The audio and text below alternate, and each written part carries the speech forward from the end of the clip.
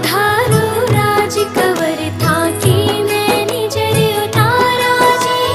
थाल भरो मोतीड़ा सूमे थाने चवर ढुरावा जी। थाने चवर ढुरावा ओ खमा घड़ी भर राठोड़ा ने खमा घड़ी भर रजपूता ने खमा घड़ी। मनडेरा मोर बोले सारा ठोड़ा ने खमा घड़ी। मनडेरा मोर बोले सारा ठोड़ा ने खमा घड़ी। खमा घड़ी भर राठोड़ा ने खमा घड़ी।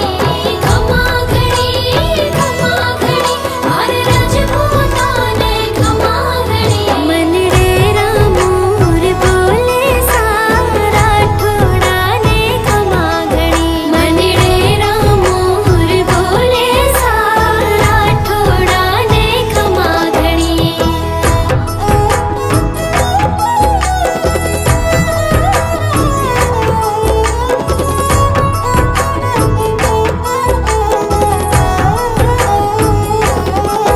थाने अर्पण जीवन मारो थापे तन मन भेवा राजू।